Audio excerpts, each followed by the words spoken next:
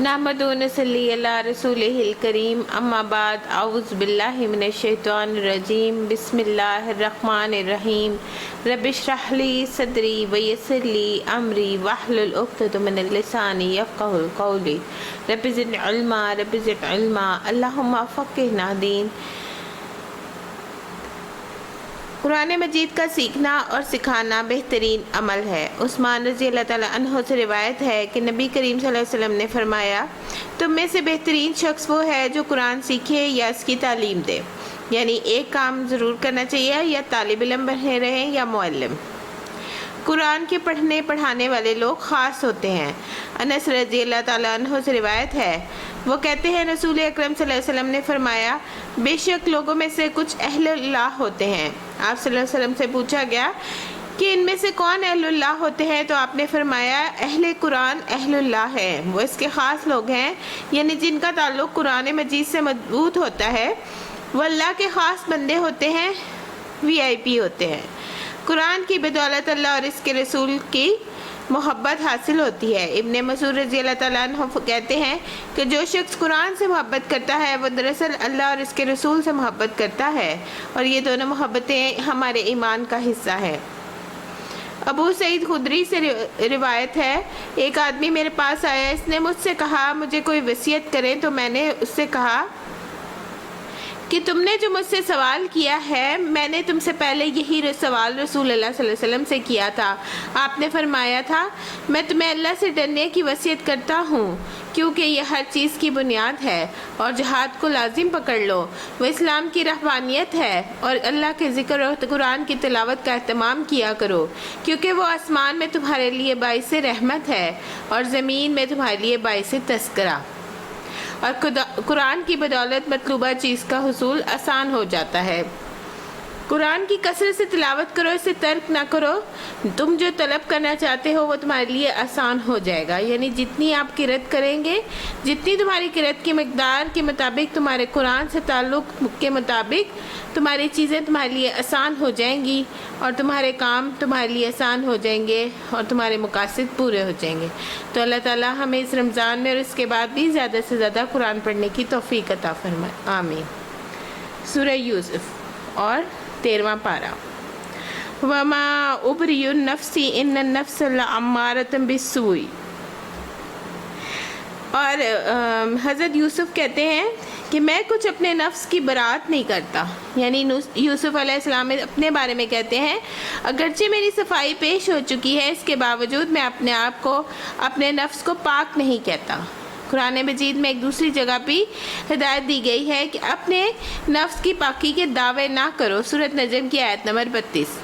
अपने आप को बहुत नेक ना समझो, अपने आप को गुनाहों से पाक ना समझो। हर इंसान किसी न किसी दर्जे पे कहीं ना कहीं किसी गलती का शिकार हो जाता है, और जो जितना ज़्यादा तकवा रखता है, जितना ज़्यादा अल्लाह के करीब होता है, उतना ही डरता है, और इतनी ही ज़्यादा गलतियाँ भी उसको अपनी नज़र आती हैं। इन गलतियों की बिना पर वो अल्लाह से डरता है कि मैंने अल्लाह की इबादत का हक़ सही से अदा किया और बहुत सी कोताहियाँ की हैं। यूसुफ अलैहिस्सलाम एक अजीम इंसान थे, अगरचे वो इंतहाई साबिर और मुत्तकी इंसान थे, लेकिन फिर भी अपने आप को बरी और ज़िम्मा करार नहीं देते, और बुराई की निस्बत नफ्स की तरफ इशारा करते हैं कि नफ्स तो अक्सर बुराई की तरफ ही उकसाता रहता है, लेकिन जिस पर मेरे रब की रहमत हो, यानी इंसान अपने नफ्स की शरारत से सिर्फ उसी वक्त बच सकता है जब अल्लाह की रहमत इंसान पर हो, वरना इंसान अपने नफ्स से धोखा खा जाता है और गलत चीज़ को खूबसूरत समझकर, अच्छा समझकर, फ़ायदेमंद समझकर इसको कर बैठता है, चाहे इसके बाद नदामत ही ना हो। 3 किस्म की नफ्स की जो है वह किस्में पाई जाती हैं। नफ्स अम्मारा, जो गुनाहों का हुक्म देता है या उभारता है। जब इंसान बुराई कर बैठता है तो दूसरा नफ्स होता है लव्वामा, जो इसको बुराई पर मलामत करता है, और तीसरा नफ्स होता है मुतमइन्ना, कि जब इंसान तौबा कर लेता है तो नफ्स मुतमईन हो जाता है, या फिर खैर या नेकी के काम इंसान को नफ्स मुतमइन्ना बनाते हैं। और हम सबको इसका इरादा करना चाहिए, इसकी कोशिश करनी चाहिए, और हर वक्त अपने आप को चेक करते रहना चाहिए, मुहासबा करते रहना चाहिए, क्या मेरे अंदर का नफ्स मुतमइन्ना है या नहीं, क्योंकि मरते वक्त नफ्स मुतमइन्ना को ही फरिश्ते खुशखबरी देंगे کہ چل اپنے رب کی طرف اس حال میں کہ تو اپنے انجام سے خوش اور اپنے رب کے نزدیک پسندیدہ ہے۔ نفس مطمئنہ اس کو حاصل ہوتا ہے جو اپنے رب سے راضی ہوتا ہے اور رب بھی ان سے راضی ہوتا ہے۔ رضی اللہ عنہم ورضوا عنہ۔ اور یہ اسی وقت حاصل ہوتا ہے جب بندہ رب کی رضا کے کام کرتا ہے۔ ہم سب کو بھی دعا کرنی چاہیے اور اس کے لیے کوشش بھی کرنی چاہیے کہ نفس میں سے کسی کو اس وقت ہلچل ہو تو واپس اس کو نفس مطمئنہ کی طرف لانا چاہیے، چاہے اللہ سے توبہ کرنا ہو یا بندوں سے معافی مانگنی ہو۔ نفس تو بدی پر ہی اکساتا ہے، الا یہ کہ کسی پر میرے رب کی رحمت ہو، بے شک میرا رب بڑا غفور الرحیم ہے۔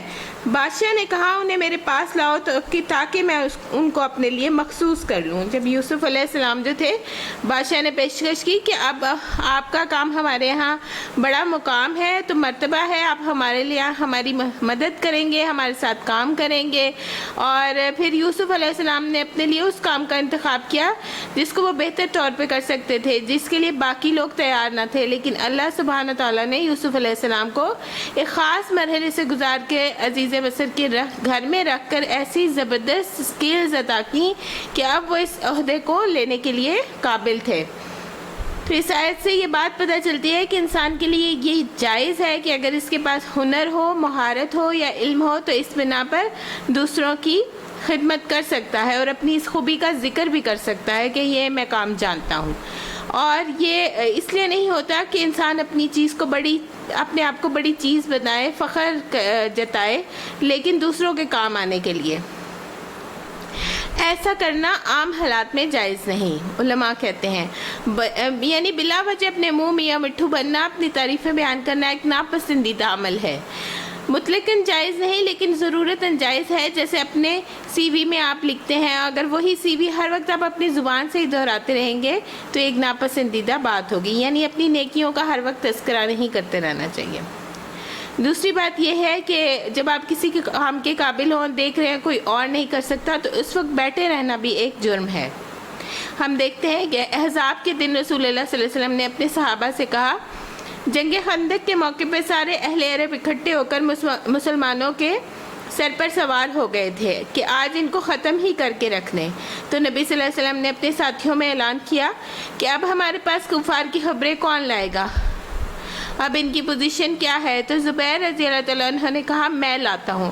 پھر آپ نے پوچھا، دوسری بار بھی زبیر رضی اللہ تعالیٰ عنہ نے کہا میں جاؤں گا۔ تیسری بار بھی پوچھا، کیونکہ سردی کا موسم تھا اور حالات بہت خطرناک تھے، کوئی بھی جانے کی ہمت نہیں کر رہا تھا، تو زبیر رضی اللہ تعالیٰ نے کہا میں جاتا ہوں۔ اس پر نبی صلی اللہ علیہ وسلم نے فرمایا، بے شک ہر نبی کے لیے حواری ہوتے ہیں اور میرے حواری زبیر ہیں، اس بنا پر ان کو جنت کی بشارت دی گئی۔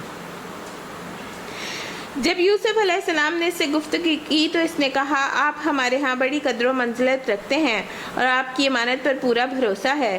یوسف نے کہا، ملک کے خزانے میرے سپرد کر دیجئے، میں حفاظت کرنے والا بھی ہوں اور علم رکھنے والا بھی ہوں۔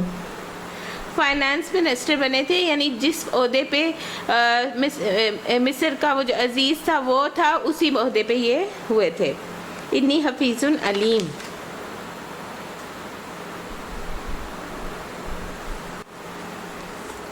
کہتے ہیں عہد وہی عہدہ جو عزیز مصر کے پاس تھا اب یوسف علیہ السلام کو مل گیا، یعنی جس کے غلام تھے اب غلامی کے بجائے آقا کے منصب پہ آ گئے، جہاں چاہتے تھے رہتے تھے، اب ان کے سب کچھ ان کے کنٹرول میں آ گیا، ساری مملکت کے بے پناہ اختیارات ہو گئے۔ یہ کون سی نیکی تھی؟ ان کا صبر تھا، جو مشکل ترین حالات میں انہوں نے کنویں میں صبر کیا، باہر نکل کے جس قافلے نے ان کو نکالا اس کے سامنے اپنی کہانی بیان نہیں کی بلکہ صبر کیا، اور یہ بھی نہیں کہا میرے بھائیوں نے مجھ پر ظلم کیا، مجھے یہاں پھینک گئے، مجھے گھر واپس پہنچا دو۔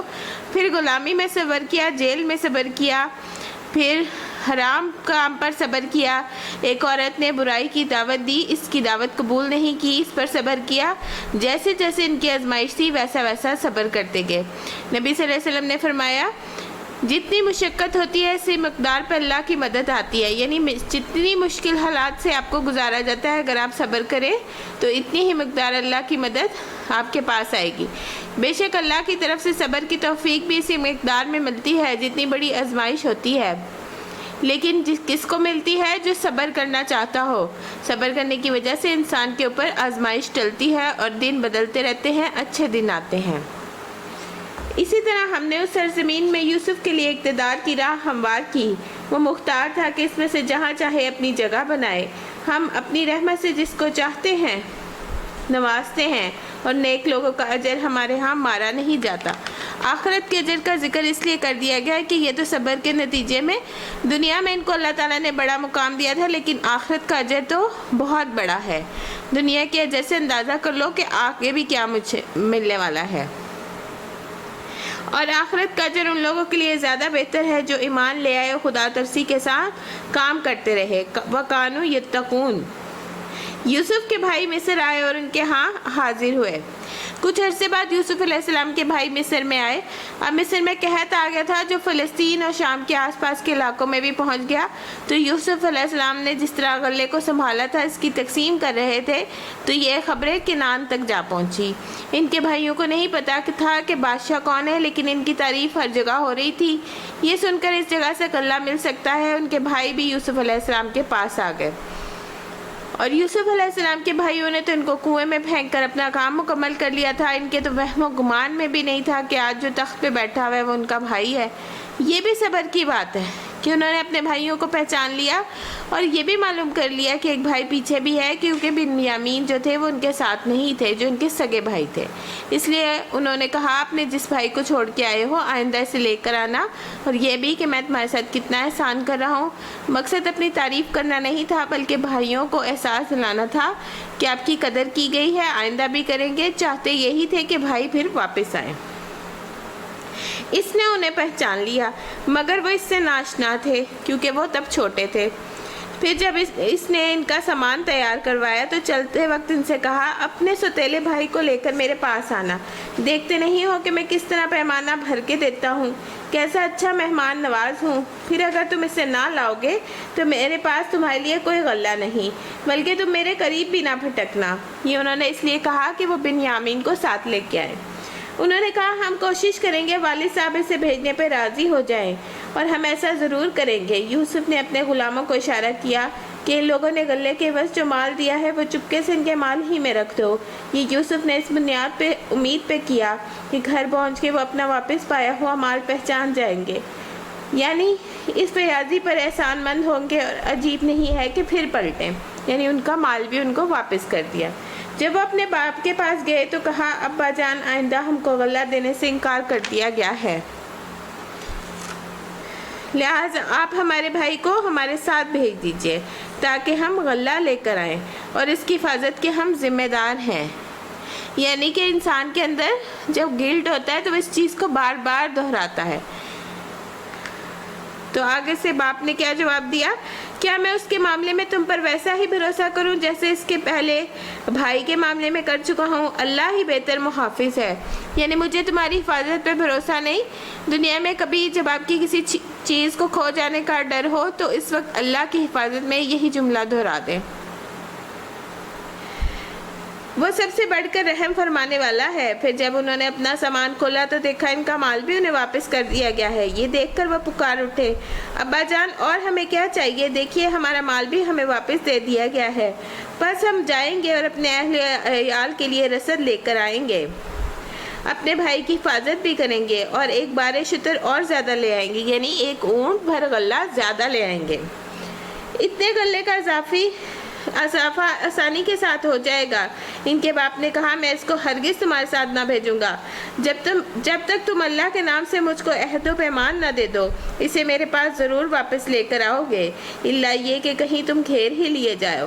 جب انہوں نے اس کو اپنے عہد و پیمان دے دیے تو اس نے کہا دیکھو ہمارے اس قول پر اللہ نگہبان ہے،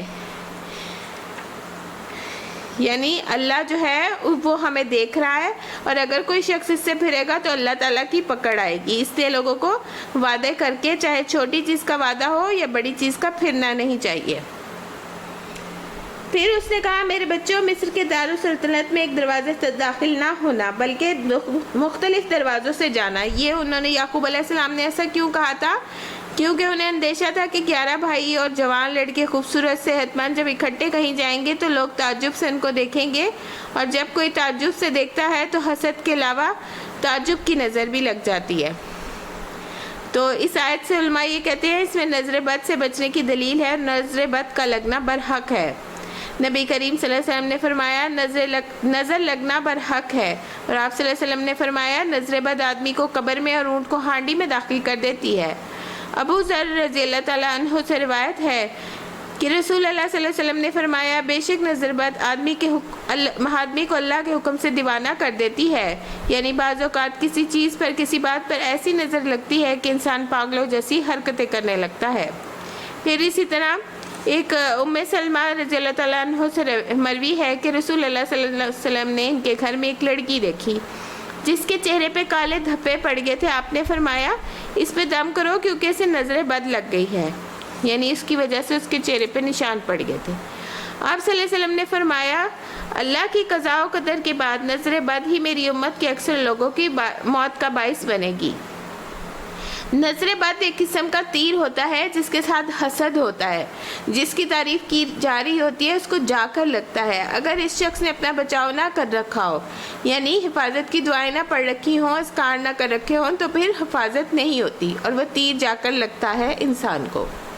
اس لیے ہمیں دعائیں، اذکار، موعظتین پڑھنے کا اہتمام کرنا چاہیے۔ موعظتین کو صبح شام 3 مرتبہ پڑھنے کا حکم ہے اور نماز کے بعد بھی پڑھنے کا حکم ہے۔ نبی صلی اللہ علیہ وسلم ان صورتوں کے اترنے سے پہلے انسانوں اور جنوں کی نظر بد سے پناہ مانگا کرتے تھے۔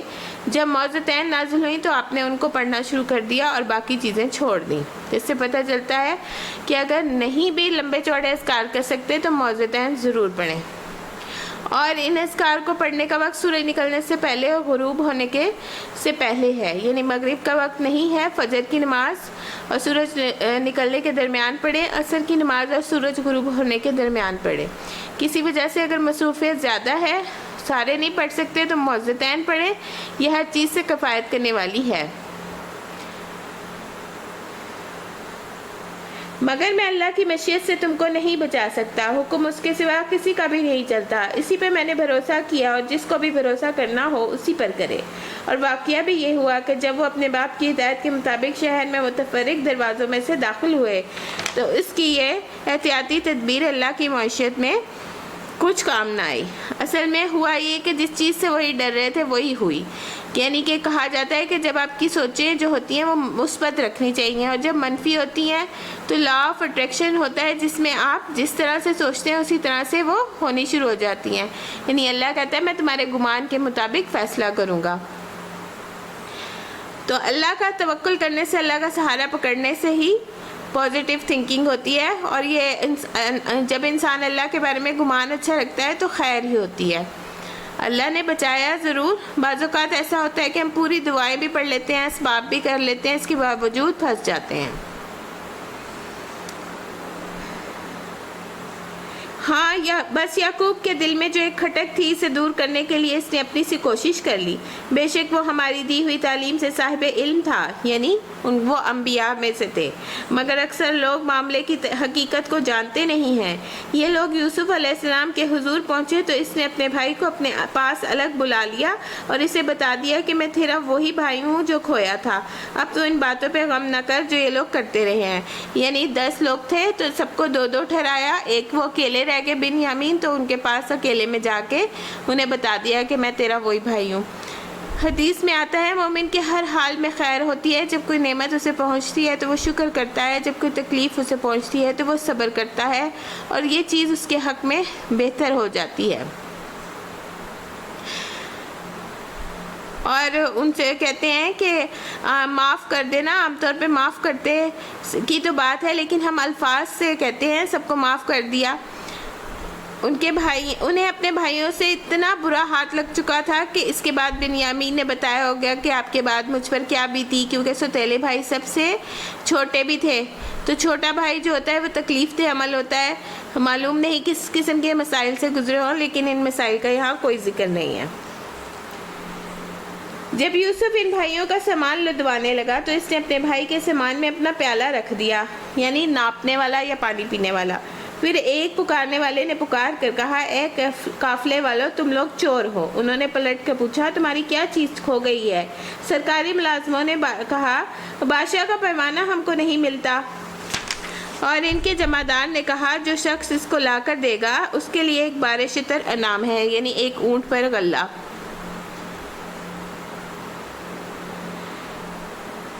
جو شخص لا کر دے گا اس کے لیے ایک بار شتر انعام ہے، اس کا میں ذمہ لیتا ہوں۔ ان بھائیوں نے کہا خدا کی قسم تم لوگ خوب جانتے ہو ہم اس ملک میں فساد کرنے نہیں آئے اور ہم چوریاں کرنے والے لوگ نہیں ہیں۔ انہوں نے کہا اچھا اگر تمہاری بات جھوٹی نکلی تو چور کی کیا سزا ہے؟ انہوں نے کہا اس کی سزا جس کے سامان میں سے چیز نکلے وہ اپنے آپ ہی سزا میں رکھ لیا جائے۔ یہ یعقوب علیہ السلام کی شریعت میں تھا یہ قانون۔ ہمارے ہاں تو ایسے ہی ظالموں کو سزا دینے کا طریقہ ہے۔ تب یوسف علیہ السلام نے اپنے بھائی سے پہلے ان کی خرجیوں کی تلاشی لینا شروع کی، پھر اپنے بھائی کی خرجی سے گمشدہ چیز یعنی کہ پیالہ برآمد کر لیا۔ اس طرح ہم نے یوسف کی تائید اپنی تدبیر سے کی، یعنی وہ ان کو رکھنا چاہتے تھے۔ مصر کے قانون کے مطابق کسی مسافر کو اپنے ہاں نظر بند نہیں رکھ سکتے تھے، لیکن یعقوب علیہ السلام کی شریعت میں یہی تھا، تو اسی کو بنیاد بنا کے یہ فیصلہ کیا گیا کہ اب چور نکل آیا ہے تو اس کو آپ رکھ لیں۔ اور اس کا یہ کام نہ تھا کہ بادشاہ کے دین یعنی مصر کے شاہی قانون میں اپنے بھائی کو پکڑتا، الا یہ کہ اللہ ایسا چاہے، ہم جس کے درجے چاہتے ہیں بلند کر دیتے ہیں۔ اور ہر ایک علم رکھنے والا ایسا ہے جو ہر صاحب علم سے بالا تر ہے، یعنی ہر علم والے کے اوپر ایک علم والا ہوتا ہے۔ جیسے حضرت موسیٰ نے کہا تھا نا کہ میں سب سے بڑھ کر علم والا ہوں، تو فوراً ان کی پکڑ ہو گئی تھی۔ ان بھائیوں نے کہا یہ چوری کرے تو کچھ تعجب کی بات نہیں، اس سے پہلے اس کا بھائی یوسف بھی چوری کر چکا تھا، یعنی ان کے پر الزام لگایا، وہ سامنے بیٹھے ہیں لیکن انہوں نے صبر کیا، انہیں جتلایا نہیں۔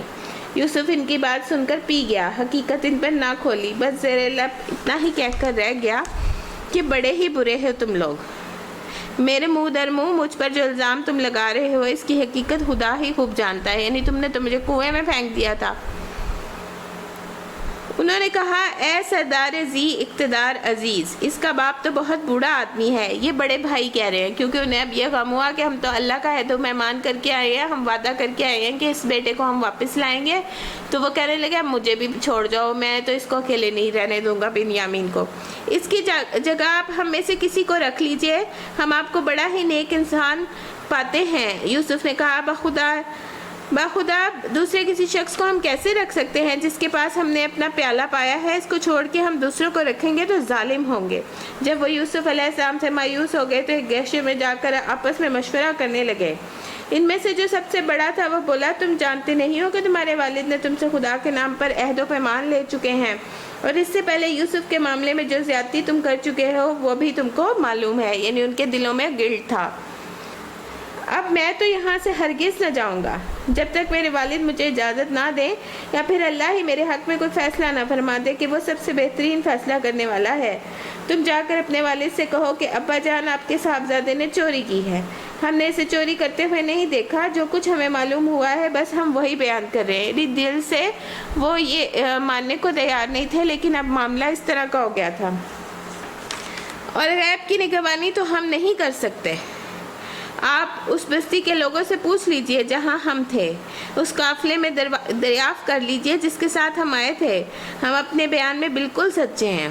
یہ ساری باتیں اس لیے کہہ رہے ہیں کیونکہ وہ ان کو بار بار اپنا یقین دلانا پڑتا ہے جھوٹے کو۔ باپ نے یہ ساری داستان سن کر دراصل تمہارے نفس نے تمہارے لیے ایک اور بڑی بات کو سہل بنا دیا ہے، اچھا میں اس پر صبر کروں گا، فصبر جمیل، اور بڑا اچھا صبر کروں گا، اچھا اس پر بھی صبر کروں گا اور بخوبی کروں گا۔ کیا بعید ہے کہ اللہ ان سب کو مجھ سے ملائے، یعنی تین لوگ اب ان کے 3 بیٹے جو تھے ان سے جدا ہو گئے۔ وہ سب کچھ جانتا ہے، اس کے سب کام حکمت پر مبنی ہے۔ پھر وہ ان کی طرف منہ پھیر کر بیٹھ گیا اور کہنے لگا ہائے یوسف، اور وہ دل ہی دل میں غم سے گھٹا جا رہا تھا، یعنی ان کو اتنا صدمہ ہوا کہ ان کی بینائی چلی گئی اور ان کی آنکھیں سفید پڑ گئیں۔ بیٹوں نے کہا خدا را آپ تو یوسف ہی کو یاد کیے جاتے ہیں، نوبت یہ آ گئی ہے کہ اس کے غم میں آپ گھلا لیں گے یا اپنی جان کو ہلاک کر لیں گے۔ وہ بولے کالا انما اشکو بسی و حزن الی اللہ، کہ میں اپنی پریشانی اور اپنی غم کی فریاد اللہ کے سوا کسی سے نہیں کرتا، اور اللہ جیسا میں واقف ہوں تم نہیں ہو، یعنی اللہ کو میں زیادہ جاننے والا ہوں کیونکہ وہ انبیاء میں سے تھے۔ میرے بچوں، جا کر یوسف اور اس کے بھائی کی کچھ ٹو لگاؤ، اللہ کی رحمت سے مایوس نہ ہونا، کیونکہ اللہ کی رحمت سے تو بس کافر ہی مایوس ہوا کرتے ہیں۔ جب یہ لوگ مصر جا کر یوسف کی پیشی میں داخل ہوئے تو انہوں نے عرض کیا، اے سردار با اقتدار، ہم اور ہمارے اہل و عیال سخت مصیبت میں مبتلا ہیں اور ہم کچھ حقیر سی پونجی لے کر آئے ہیں۔ آپ ہمیں بھرپور غلہ عنایت فرمائیں اور ہم کو خیرات دیں، اللہ خیرات کرنے والوں کو جزا دیتا ہے۔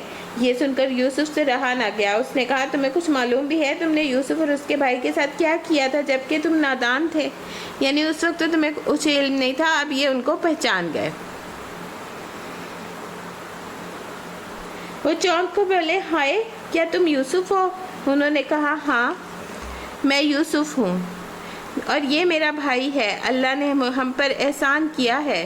حقیقت یہ ہے کہ اگر کوئی تقوی اور صبر سے کام لے تو اللہ کے ہاں ایسے نیکوکاروں کا اجر نہیں مارا جاتا۔ انہوں نے کہا، بخدا تم کو اللہ نے ہم پر فضیلت بخشی، ہم واقعی خطا کار تھے۔ اس نے جواب دیا، آج تم پہ کوئی گرفت نہیں۔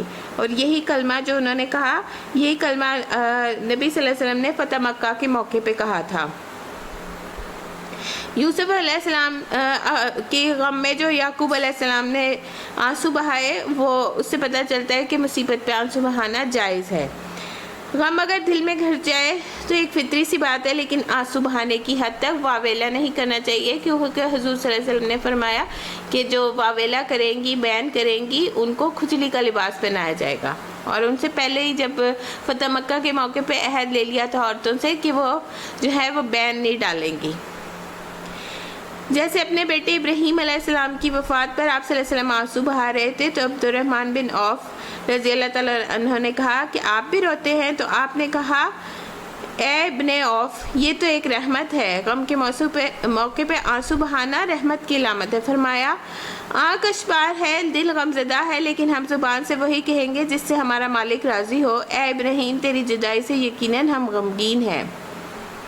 اور حضرت عمر رضی اللہ تعالیٰ عنہ کہتے ہیں کہ یہ جو دعا ہے، انما اشکو بثی و حزنی للہ، میں نماز میں ہر وقت وہ پڑھتے تھے اور آیات پہ اتنی ہچکیاں لیتے تھے کہ تیسرے اور چوتھی صف والے لوگ بھی ان کے رونے کی آواز سنتے تھے۔ تو بندہ نماز میں کھڑے ہو کر اگر کوئی روتا ہے، اسے غم یاد آ جائے تو اپنے رب کے سامنے فریاد کرنے میں کوئی حرج نہیں ہے۔ ایک آدمی نے کہا، اے اللہ کے رسول، کبیرہ گناہ کون سے ہوتے ہیں؟ آپ نے فرمایا، اللہ کے ساتھ شرک کرنا، اللہ کے رزق سے نامید ہونا اور اللہ کی رحمت سے مایوس ہونا، کیونکہ قرآن شریف میں آیا کہ اللہ کی رحمت سے کافر ہی مایوس ہوا کرتے ہیں۔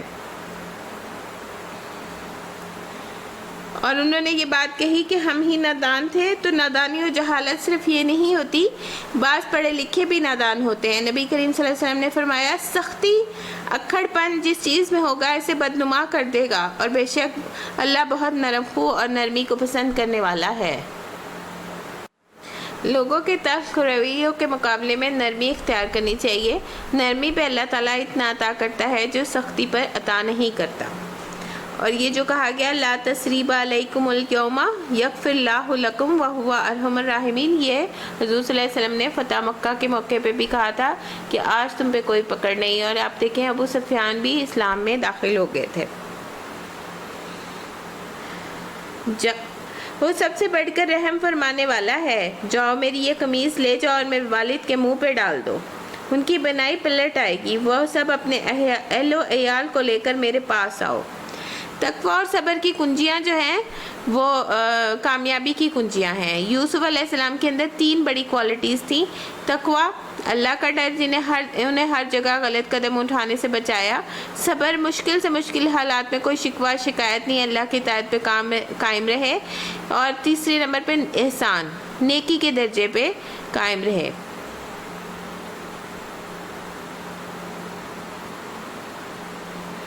نبی کریم صلی اللہ علیہ وسلم نے مکہ والوں سے جو یہ کہا، آج تم پہ کوئی گرفت نہیں، یہ آپ فاتح تھے، اس وقت انتقام لے سکتے تھے، لیکن معاف کرنا جو ہے وہ انبیاء کی سنت ہے۔ رسول اکرم صلی اللہ علیہ وسلم نے فرمایا، درگزر کیا کرو، اللہ تمہیں عزت دے گا۔ جب یہ قافلہ مصر سے روانہ ہوا تو ان کے باپ نے کہا، کنعان میں یعنی کہ فلسطین میں، کہ میں یوسف کی خوشبو محسوس کر رہا ہوں۔ حالانکہ وہ اتنی دور مصر میں جانا تھا اور جب نزدیک کنویں میں تھے تب تو انہیں کوئی خوشبو نہیں آئی، لیکن یہ اب اللہ کا حکم تھا، اس لیے انہیں خوشبو آنی شروع ہو گئی۔ کہ تم لوگ یہ نہ کہو کہ میں تو بڑھاپے کی وجہ سے سٹیا گیا ہوں۔ گھر کے لوگ بولے خدا کی قسم آپ تو ابھی تک اسی پرانے خبت میں پڑے ہوئے ہیں۔ پھر خوشخبری لانے والا جب لایا تو اس نے کہا یوسف علیہ السلام کی قمیص یعقوب کے منہ پر ڈال دو۔ یکا یک ان کی بینائی اود کر آئی۔ تب اس نے کہا میں نے تم سے کہتا تھا کہ میں اللہ کی طرف سے وہ جانتا ہوں جو تم نہیں جانتے۔ وہ سب بھول اٹھے۔ ابا جان آپ ہمارے لیے گناہوں کی بخشش کی دعا کریں، واقعی ہم خطا کار تھے۔ یعنی کہ توبہ استغفار کرنے سے گناہ معاف ہو جاتے ہیں، جیسے حضرت یونس کی دعا ہے لا الہ الا انت سبحانک انی کنت من الظالمین۔ یوسف علیہ السلام نے کیا، یعقوب علیہ السلام نے کہا میں سحری کے وقت استغفار کروں گا، اور وہ بڑا معاف کرنے والا ہے، کیونکہ سحری کو استغفار کرنے والا اللہ تعالیٰ اس وقت زیادہ قبول کرتا ہے، وہ سنتا ہے۔ پھر جب یہ لوگ یوسف کے پاس پہنچے تو اس نے اپنے والدین کو ساتھ بٹھا لیا اور اپنے سب کنبے والوں سے کہا چلو اب شہر میں چلو، اللہ نے چاہا تو امن اور چین سے رہو گے۔ شہر میں داخل ہونے کے بعد اس نے اپنے والدین کو اٹھا کر اپنے پاس تخت پر بٹھایا اور سب اس کے آگے بے اختیار سجدے میں جھک گئے، یعنی کہ تعظیماً جھک گئے۔ اور آج یہ کرنا منع ہے کسی انسان کے سامنے، اور اس وقت جو تھا وہ اللہ تعالیٰ نے ان کے خواب کو سچ کر دکھایا۔ یوسف نے کہا ابا جان یہ میرے خواب کی تعبیر ہے جو میں نے اس وقت دیکھا تھا، میرے رب نے اسے حقیقت بنا دیا، اس کا احسان ہے، اس نے مجھے قید خانے سے نکالا، پھر آپ لوگوں کو صحرا سے لا کر مجھے ملا دیا، حالانکہ شیطان میرے اور میرے بھائیوں کے درمیان فساد ڈال چکا تھا۔ یعنی وہ یہ نہیں کہتے کہ بھائیوں نے یہ کیا، وہ کہتے ہیں شیطان کو کہتے ہیں اور نفس کو کہتے ہیں کہ یہ جو ہے اس کی وجہ سے ہوا ہے۔ اور سجدہ جو تھا وہ تعظیمی تھا اور ان کے لیے جائز تھا، اور اب ہمارے لیے جائز نہیں ہے، یعنی کسی سے ملتے وقت سر یا کمر جھکانی نہیں چاہیے۔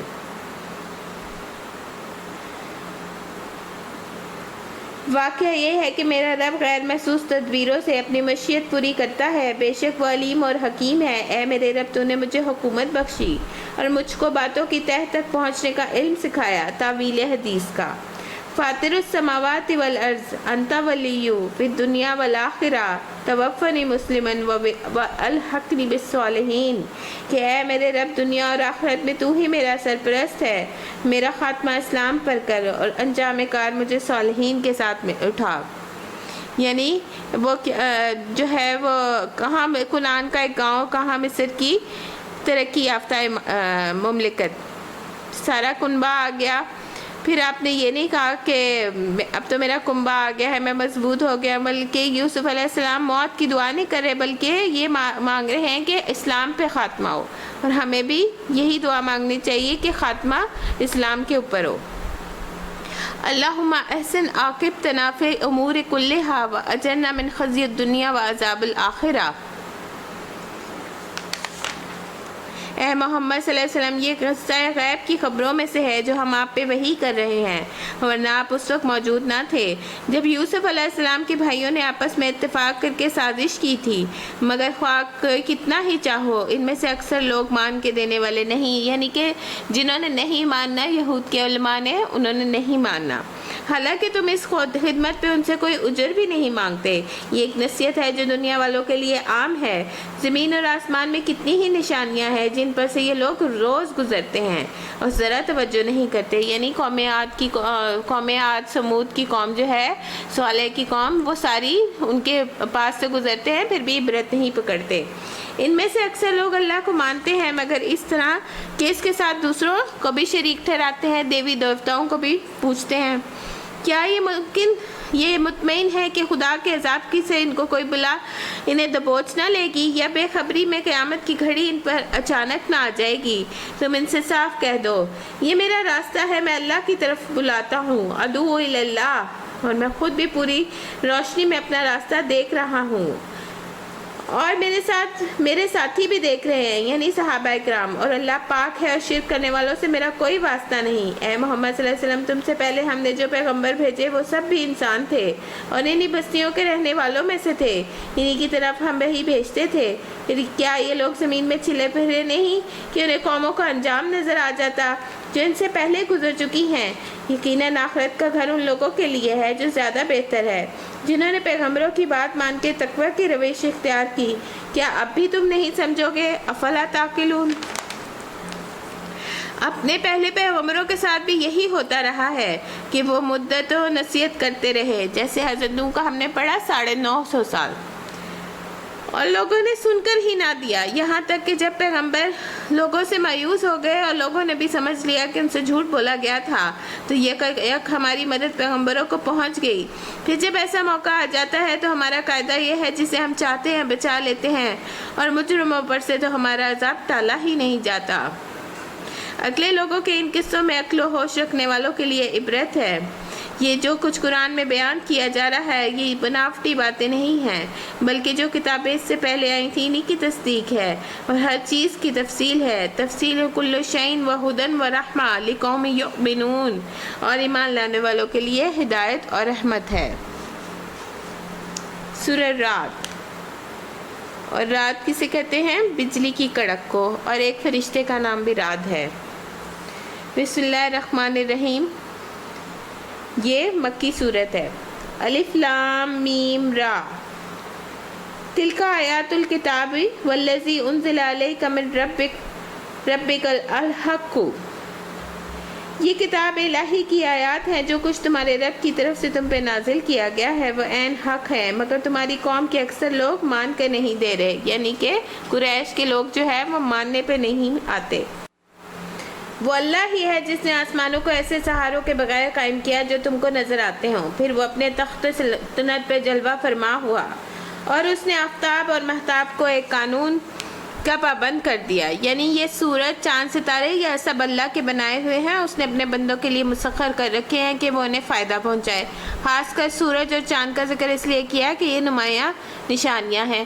سورج جو ہے وہ اللہ کے اذن سے روز نکلتا ہے اور اللہ کے تخت کے نیچے جا کے روز سجدہ زیر ہوتا ہے، تو جس دن اللہ کا اذن نہیں ہوگا تو اس کو اجازت نہیں ملے گی، تو وہ پھر مغرب سے طلوع ہوگا اور وہی قیامت کا دن ہوگا، سارا نظام تتر بتر ہو جائے گا۔ اس سارے نظام کی ہر چیز ایک وقت مقرر تک کے لیے چل رہی ہے، اور اللہ ہی اس سارے کام کی تدبیر فرما رہا ہے۔ وہ نشانیاں کھول کھول کر بیان کرتا ہے، شاید کہ تم اپنے رب کی ملاقات کا یقین کرو۔ اور وہی ہے جس نے یہ زمین پھیلا رکھی ہے، اس میں پہاڑوں کے کھونٹے گاڑ رکھے ہیں اور دریا بہا دیے ہیں۔ اس نے ہر طرح کے پھلوں کے جوڑے پیدا کیے، یعنی کہ کچھ پھل اکہرے ہوتے ہیں، کچھ دوہرے ہوتے ہیں، یعنی کہ ان کی فیمیل بھی ہوتا ہے اور میل بھی ہوتا ہے، اور وہی دن پر رات کو طاری کرتا ہے۔ اور ان ساری چیزوں میں بڑی نشانیاں ہیں ان لوگوں کے لیے جو غور و فکر سے کام لیتے ہیں۔ اور دیکھو زمین میں الگ الگ خطے پائے جاتے ہیں جو ایک دوسرے سے متصل واقع ہیں۔ انگور کے باغ، کھیتیاں ہیں، کھجور کے درخت ہیں، جن میں سے کچھ اکیرے ہیں، کچھ دوہرے، یعنی کہ آپ نے دیکھا ہوگا کہ کھجور کا جو درخت ہے وہ کبھی اکیرا بھی ہوتا ہے، کچھ دوہرا بھی ہوتا ہے۔ سب کو ایک جیسا ہی پانی سے راکھ کرتا ہے، مگر مزے میں ہم کسی کو بہتر بنا دیتے ہیں، کسی کو کمتر۔ ان سب چیزوں میں بہت سی نشانیاں ہیں ان لوگوں کے لیے جو عقل سے کام لیتے ہیں۔ اب اگر تمہیں تعجب کرنا ہے تو تعجب کے قابل لوگوں کا قول یہ ہے کہ جب ہم مر کے مٹی ہو جائیں گے تو کیا ہم نئے سرے سے پیدا کیے جائیں گے؟ یہ وہ لوگ ہیں جنہوں نے اپنے رب کے ساتھ کفر کیا، یہ وہ لوگ ہیں جن کی گردنوں میں توق پڑے ہوئے ہیں، یعنی نہ وہ آگے پیچھے دیکھ سکتے ہیں نہ یا ان کے کانوں میں گرانی بھی ہے۔ یہ جہنمی ہے اور جہنم میں ہمیشہ رہیں گے۔ یہ لوگ بھلائی سے پہلے برائی کے لیے جلدی مچا رہے ہیں، یعنی یہ کہتے ہیں لے آؤ وہ وعدہ جس کا تم کہہ رہے ہو قیامت کا۔ حالانکہ ان سے پہلے جو لوگ اس روش پہ چلے ہیں ان پر خدا کے عذاب کی عبرتناک مثالیں گزر چکی ہیں، یعنی پچھلی قوموں کی، قوم عاد، سمود اور صالح کی قوم۔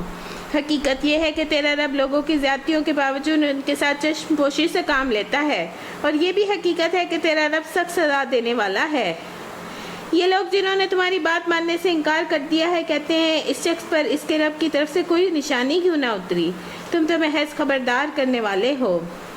ہر قوم کے لیے ایک رہنما ہے۔ اللہ ایک حاملہ کے پیٹ سے واقف ہے، جو کچھ اس میں بنتا ہے وہ اس سے جانتا ہے، جو کچھ اس میں کمی بیشی ہوتی ہے وہ اس سے بھی باخبر ہے۔ ہر چیز اس کے ہاں ایک مقدار میں مقرر ہے، وہ پوشیدہ اور ظاہر ہر چیز کا عالم ہے۔ انس رضی اللہ تعالیٰ عنہ سے روایت ہے کہ آپ صلی اللہ علیہ وسلم ایک نوجوان کے پاس گئے، وہ موت کی نزع کی حالت میں تھا۔ آپ صلی اللہ علیہ وسلم نے فرمایا تم خود کو کیسا پاتے ہو؟ تو وہ شخص بولا میں اللہ سے مغفرت کی امید رکھتا ہوں لیکن اپنے گناہوں سے بھی ڈرتا ہوں۔ اس پر رسول اللہ صلی اللہ علیہ وسلم نے فرمایا بندے کے دل میں ایسے موقع پر خوف اور امید دونوں جمع ہو جائیں تو اللہ اس کو وہ چیز دیتا ہے جس کی وہ امید رکھتا ہے اور اس سے بچا لیتا ہے جس سے وہ ڈرتا ہے، یعنی اللہ سے حسن ظن رکھنا چاہیے۔ مجاہد کہتے ہیں ہر انسان پر ایک فرشتہ مقرر ہوتا ہے جو نیند کی حالت میں جاگتے ہوئے جنات اور انسانوں کیڑے مکوڑوں سے اس کی حفاظت کرتا ہے سوائے اس چیز کے جس کی اللہ نے اسے اجازت دی ہو تو وہ شخص کو پہنچ کے رہتی ہے۔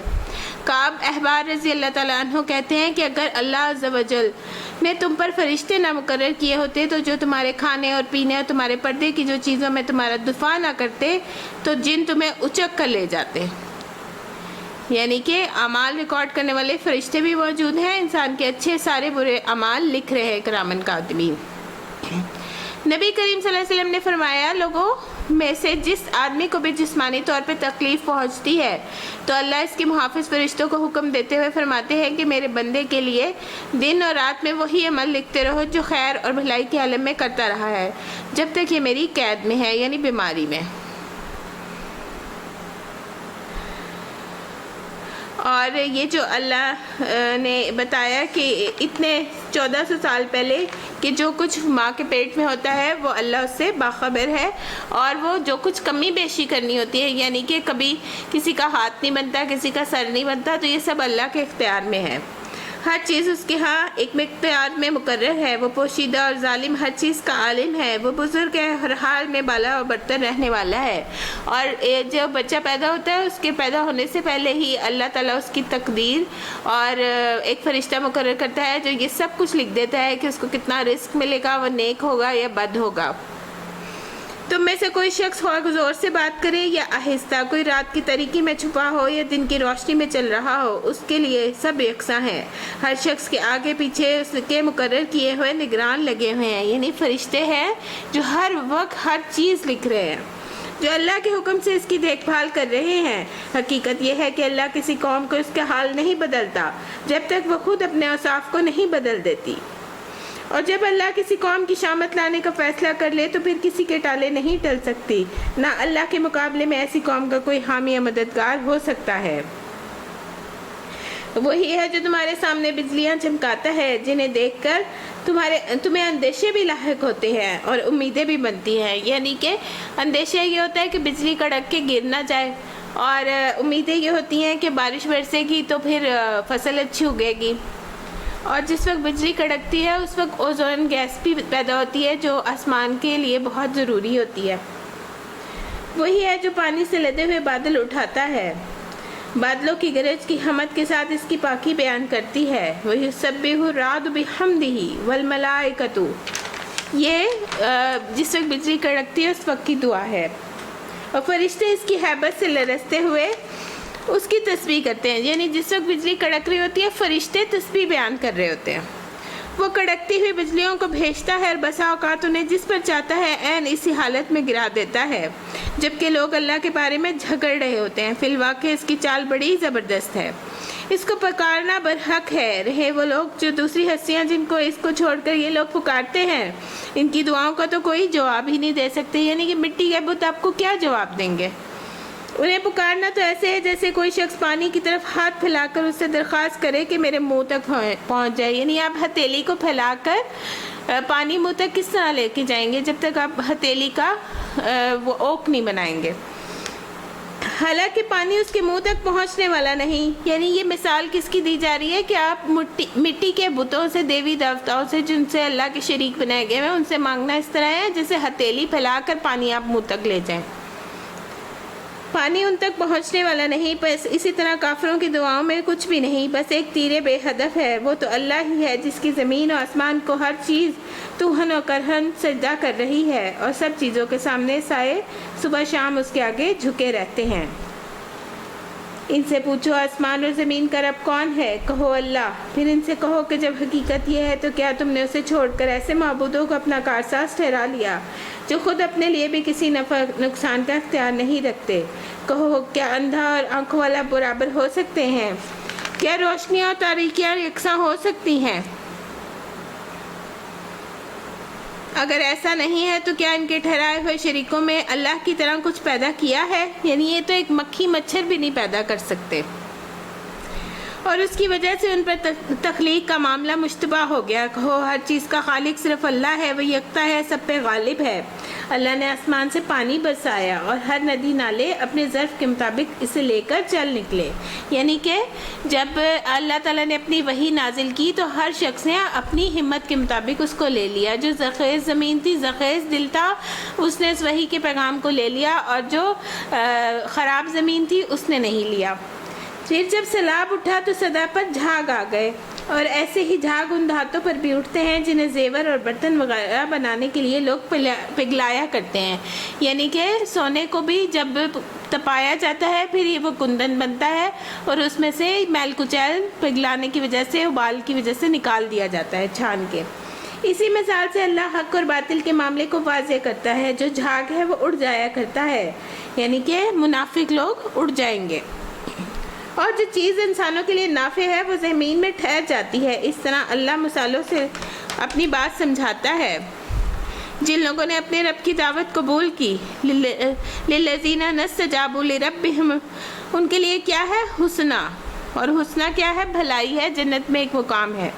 اور جنہوں نے اسے قبول نہ کیا، اگر وہ زمین کی ساری دولت کے مالک بھی ہوں تو اتنی ہی اور فراہم کر دیں تو وہ خدا کی پکڑ سے بچنے کے لیے اس سب کو فدیہ میں دے ڈالنے پر تیار ہو جائیں گے۔ یہ وہ لوگ ہیں جن سے بری طرح حساب لیا جائے گا، اور ان کا ٹھکانہ جہنم ہے جو بہت ہی برا ٹھکانہ ہے۔ بھلا یہ کس طرح ممکن ہے؟ وہ شخص جو تمہارے رب کی اس کتاب کو جس نے تم پر نازل کی ہے حق جانتا ہے، اور وہ شخص جو اس حقیقت کی طرف سے اندھا ہے، دونوں یکساں ہو جائیں۔ نصیحت تو دانشمند لوگ ہی قبول کیا کرتے ہیں۔ انما یتذکر اولو الالباب، اور ان کا طرز عمل یہ ہوتا ہے کہ اللہ کے ساتھ وہ اپنے عہد کو پورا کرتے ہیں، عہد الست کو، اسے مضبوط باندھنے کے بعد توڑ نہیں ڈالتے، یعنی لا الہ کا انکار نہیں کرتے۔ ان کی روش یہ ہوتی ہے کہ اللہ نے جن جن روابط کو برقرار رکھنے کا حکم دیا ہے، یعنی رشتہ داریوں کو کاٹتے نہیں ہیں، انہیں برقرار رکھتے ہیں، اپنے رب سے ڈرتے ہیں۔ وَيَخْشُونَ رَبَّهُمْ وَيَخَافُونَ سُوءَ الْعَذَابِ، اور وہ برے عذاب سے ڈرتے ہیں کہ ان سے بری طرح حساب نہ لیا جائے۔ ان کا حال یہ ہوتا ہے کہ وہ اپنے رب کی رضا کے لیے صبر سے کام لیتے ہیں، نماز قائم کرتے ہیں، اور ہمارے دیے ہوئے رزق میں سے اعلانیہ اور پوشیدہ خرچ کرتے ہیں، اور برائی کو بھلائی سے دفع کرتے ہیں، یعنی کہ جس نے آپ کو تکلیف دی ہو اس کو بھی معاف کر دیتے ہیں، درگزر سے کام لیتے ہیں۔ اور آخرت کا گھر بھی انہی لوگوں کے لیے ہے، یعنی ایسی باغ اور جو اس کی ابدی قیام گاہوں میں وہ خود بھی داخل ہوں گے، اور ان کے آباء و اجداد بھی، ان کی بیویوں میں، ان کی اولاد میں سے جو صالح ہیں وہ سب وہاں جائیں گے۔ ملائکہ ہر طرف سے ان کے استقبال کے لیے آئیں گے اور ان سے کہیں گے تم پہ سلامتی ہو، تم نے دنیا میں جس طرح صبر سے کام لیا، آج اس کی بدولت تم اس کے مستحق ہوئے ہو، یعنی جنت کے۔ بس کیا ہی خوب ہے یہ آخرت کا گھر رہے وہ لوگ جو اللہ کے عہد کو مضبوط باندھ لینے کے بعد توڑ ڈالتے ہیں، جو ان رابطوں کو کاٹتے ہیں، یعنی رشتہ داریوں کو جنہیں اللہ نے جوڑنے کا حکم دیا ہے، تو جو زمین میں فساد پھیلاتے ہیں لعنت کی مستحق ہے، اور ان کے لیے آخرت میں برا ٹھکانہ ہے۔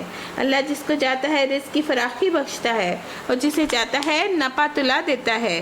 یہ لوگ دنیاوی زندگی میں مگن ہیں، حالانکہ دنیا کی زندگی آخرت کے مقابلے میں ایک متاع قلیل کے سوا کچھ بھی نہیں۔ اور حضور صلی اللہ علیہ وسلم نے پانی میں اپنی چھوٹی انگلی چھنگلیا ڈبو کے دکھائی کہ اس میں جتنا پانی لگا رہ گیا دنیا اس سے بھی حقیر ہے، اور مچھر کے پر سے بھی زیادہ حقیر بتایا۔ یہ لوگ جنہوں نے رسالت محمدی کو ماننے سے انکار کر دیا ہے کہتے ہیں اس شخص پر اس کے رب کی طرف سے کوئی نشانی کیوں نہ اتاری گئی؟ تو پچھلی قوموں میں تو اتاری گئی تھیں، تختیاں تھیں، احکام تھے، تب بھی نہیں آپ نے مانا، امن و سلوہ تھا، ساری آپ کو نعمتیں ملی تھیں۔ کہو اللہ جسے چاہتا ہے گمراہ کر دیتا ہے، اور وہ اپنی طرف آنے کا راستہ صرف اسی کو دکھاتا ہے جو اس کی طرف رجوع کرے۔ ایسے ہی لوگ ہیں جنہوں نے اس نبی کی دعوت کو مان لیا ہے اور ان کے دلوں میں اللہ کی یاد سے اطمینان نصیب ہوتا ہے۔ اللہ بذکر اللہ تطمئن القلوب، خبردار رہو اللہ کی یاد ہی وہ چیز ہے جس سے دلوں کو اطمینان نصیب ہوا کرتا ہے۔ جو لوگوں نے دعوت حق کو مانا اور نیک عمل کیے وہ خوش نصیب ہیں، ان کے لیے انجام اچھا ہے۔ اے محمد صلی اللہ علیہ وسلم، اسی شان سے ہم نے آپ کو رسول بنا کر بھیجا ہے، ایک ایسی قوم میں جس سے پہلے بہت سی قومیں گزر چکی ہیں، یعنی بنی اسرائیل میں بہت سی قومیں گزر چکی ہیں، بنی اسماعیل میں آپ کو بھیجا ہے تاکہ تم ان لوگوں کو وہ پیغام سناؤ جو ہم نے آپ پہ نازل کیا، اس حال میں کہ یہ اپنے نہایت مہربان خدا کے کافر بنے ہوئے ہیں۔ ان سے کہو وہی میرا رب ہے، لا الہ الا ہوا، اس کے سوا کوئی معبود نہیں، اسی پہ میں نے بھروسہ کیا، وہی میرا ملجا اور ماوا ہے۔ اور کیا ہو جاتا ہے اگر ایسا قرآن اتار دیا جاتا ہے جس کے زور سے پہاڑ چلنے لگتے، یہ زمین شک ہو جاتی ہے، مردے قبر سے نکل کر بولنے لگتے۔ اس طرح کی نشانیاں دکھا دینا کچھ مشکل نہیں، بلکہ سارا اختیار تو اللہ ہی کے ہاتھ میں ہے۔ بلکہ کہ پھر یہ کیا اہل ایمان ابھی تک کفار کی طلب کے جواب میں کسی نشانی کے ظہور کی آس لگائے بیٹھے ہیں؟ وہ یہ جان کر مایوس نہیں ہو گئے کہ اللہ چاہتا تو سارے انسانوں کو ہدایت دے دیتا۔ جو شخص صلہ رحمی کے لیے جتنا عطیہ دیتا ہے، یعنی کہ جیسا دیتا ہے اللہ اس کے لیے اتنا ہی مال میں اضافہ کرتا ہے، یہ رسول اللہ صلی اللہ علیہ وسلم کی حدیث ہے۔ لیکن سب سے زیادہ مشکل کام جو ہے وہ آپ کو اپنے رشتہ داروں کو دینا لگتا ہے۔ تو اللہ تعالیٰ کیا کہتے ہیں کہ نبی صلی اللہ علیہ وسلم کا کیا اخلاق تھا کہ ایک بدو نے آپ کی چادر اس طرح سے پکڑی کہ آپ کے جسم میں نشان پڑ گیا، اس نے کہا مجھے بھی اس مال میں سے دیجئے جو اللہ نے آپ کو دیا ہے۔ آپ یہ دیکھ کر مسکرائے اور حکم دیا کہ اسے بھی کچھ دے دو۔ جن لوگوں نے خدا کے ساتھ کفر کا رویہ اختیار کیا، ان پر ان کے کرتوتوں کی وجہ سے کوئی نہ کوئی آفت آتی رہتی ہے یا ان کے گھر کے قریب کہیں نازل ہوتی ہے، یعنی کہ پہلے قوموں کو عذاب آیا یہ اس سے عبرت نہیں پکڑتے۔ اور جو دل لوگ مطمئن ہونے کا ہے نا کہ اللہ کے ذکر سے جو ہوتے ہیں مطمئن ہوتے ہیں، تو اللہ کی رحمت پانے کا سب سے بڑا ذریعہ قرآن ہے اور یہ ایمان کی مشعل راہ ہے۔ تو جب بھی دل مطمئن نہ ہو تو تلاوت شروع کر دیں۔ دیہاتی کہتے ہیں کہ ہم ایمان لائے، کہہ دیجئے تم ایمان نہیں لائے، کہو کہ ہم مسلمان ہو گئے، یعنی کہ ہم بھی تو پیدائشی طور پہ مسلمان ہیں، شعوری طور پہ ایمان لانا ضروری ہے۔ یہ سورۃ حجرات ہے۔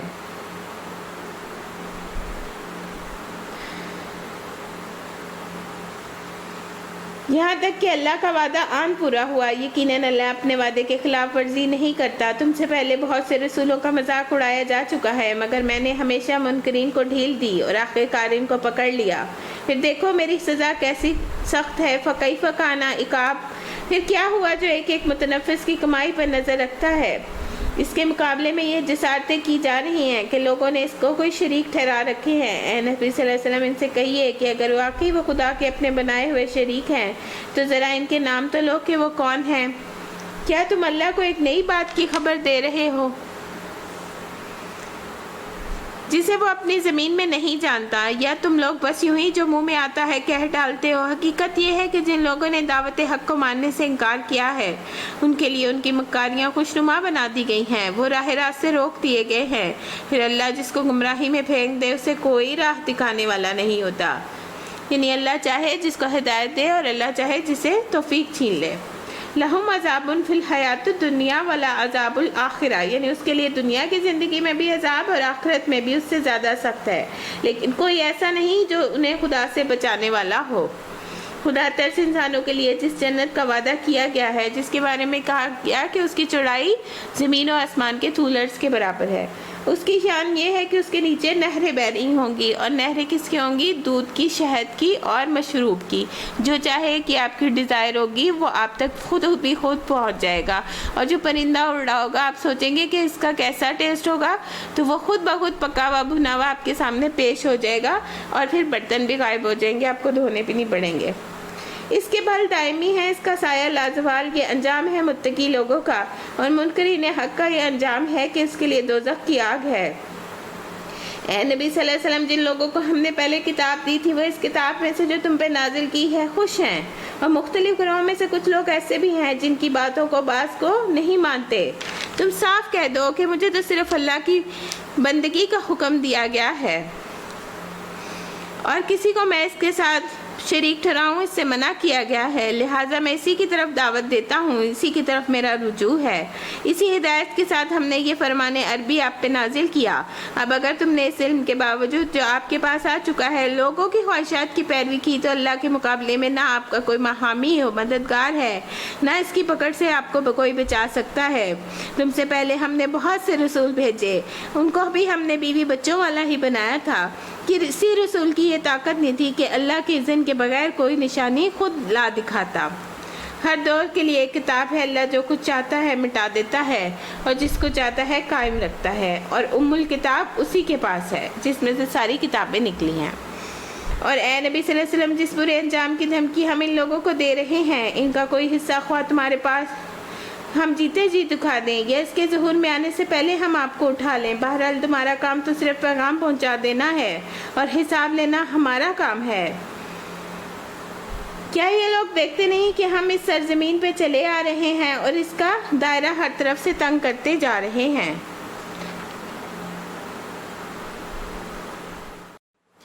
کیا یہ لوگ دیکھتے نہیں ہیں کہ ہم اس سرزمین پہ چلے آ رہے ہیں، اس کا دائرہ ہر طرف سے تنگ کرتے چلے آ رہے ہیں؟ یعنی زمین کو گھٹانا دو طرح سے ہوتا ہے۔ سائنٹیفکلی یہ بات پروف ہو چکی ہے کہ زمین سکڑ رہی ہے۔ یہاں پہ زمین کا سکڑنا اس معنی میں ہے کہ زیادہ تر لوگ مسلمان ہو رہے ہیں اور اہل کفر کے لیے زمین تنگ ہو رہی ہے۔ اللہ حکومت کر رہا ہے اور اس کے فیصلوں پر نظر ثانی کرنے والا کوئی نہیں، اور اسے حساب لیتے کچھ دیر نہیں لگتی، یعنی آنکھیں بند ہوگی تو حقیقت سامنے آ جائے گی۔ اور ان سے پہلے جو لوگ ہو گزرے ہیں وہ بڑی بڑی چالیں چل چکے ہیں، مگر اصل فیصلہ کن چال تو پوری کی پوری اللہ ہی کے ہاتھ میں ہے۔ وہ جانتا ہے کون کیا کچھ کمائی کر رہا ہے، اور ان قریب یہ منکرین حق دیکھ لیں گے کہ انجام کس کا بخیر ہوتا ہے۔ یہ منکرین کہتے ہیں تم خدا کے بھیجے ہوئے نہیں، یعنی کہ آپ صلی اللہ علیہ وسلم کو دل آزاری کرتے ہیں۔ کہو میرے اور درمیان اللہ ہی کی گواہی کافی ہے، اور ہر اس شخص کی گواہی جو کتاب آسمانی کا علم رکھتا ہے، یعنی ہر وہ شخص جو کتاب الہی کا علم رکھتا ہو، پہچانتا ہو کہ میں اللہ کا رسول ہوں۔ سورۃ ابراہیم۔ بسم اللہ الرحمن الرحیم۔ الف لام را کتاب انزلناہ الیک لتخرج الناس من الظلمات الی النور۔ الف لام را، اے محمد صلی اللہ علیہ وسلم، یہ کتاب ہے جس کو ہم نے آپ کی طرف نازل کیا ہے تاکہ آپ لوگوں کو تاریکیوں سے نکال کر روشنی میں لائیں، اور جہالت کی تاریکیوں سے نکال کے قرآن کی روشنیوں میں۔ قرآن نے آسانیاں دی اور بیٹیوں کے قتل کو منع کیا، شراب نوشی کو منع کیا، اور اس طرح کی برائیاں ان سے دور کر دی۔ ان کے رب کی توفیق سے اس خدا کے راستے پر جو بڑا زبردست اور اپنی ذات میں آپ محمود ہے۔ اللہ الذی لہ ما فی السماوات و ما فی الارض، اور آسمان اور زمین میں جو کچھ ساری موجودات کا مالک ہے، اور سخت تباہ سزا ہے قبول حق انکار کرنے والوں کے لیے جو دنیا کی زندگی کو آخرت پہ ترجیح دیتے ہیں، جو اللہ کے راستے سے لوگوں کو روک رہے ہیں، یعنی مسجد الحرام میں آنے نہیں دیتے، اور چاہتے ہیں کہ یہ راستہ ان کی خواہشات کے مطابق ٹیڑھا ہو جائے۔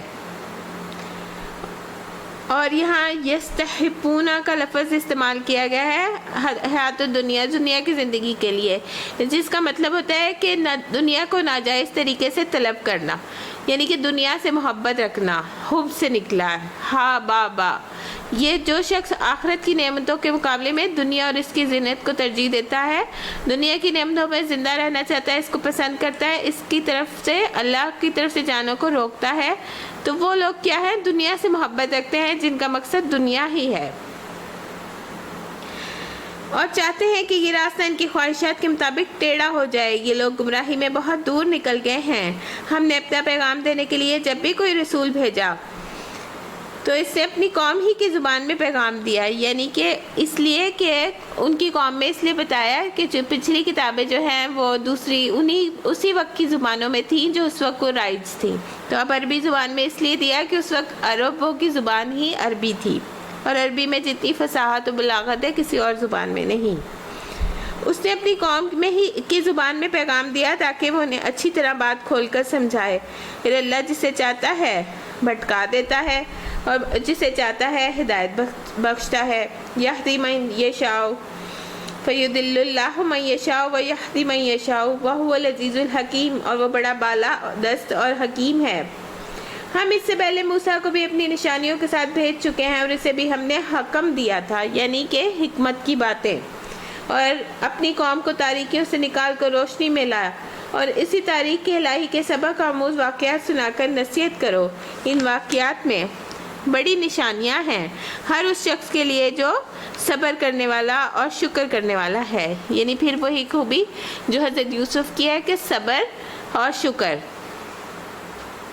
خوشحالی ہو یا تکلیف ہو، نعمتیں ہو یا مصائب ہو، ان باتوں کے ذریعے اللہ آزماتا ہے۔ جو تکلیف پر صبر کرے، نعمت پر شکر کرے تو اللہ تعالیٰ کی طرف سے توفیق حاصل ہوتی ہے نیک کام کرنے کی۔ شکر کیا ہوتا ہے؟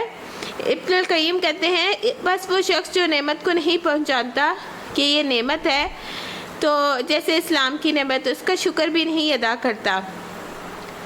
تو اگر مومن ہے تو مومن تکلیف میں بھی اللہ کا شکر ادا کرتا ہے، اور یہ بھی کسی فائدے سے آئی ہے، دنیا میں کوئی فائدہ ہوگا یا آخرت میں۔ ابن قیم کہتے ہیں وہ نعمت کو تو پہچانتا ہے لیکن اس نعمت کے دینے والے کو نہیں پہچانتا۔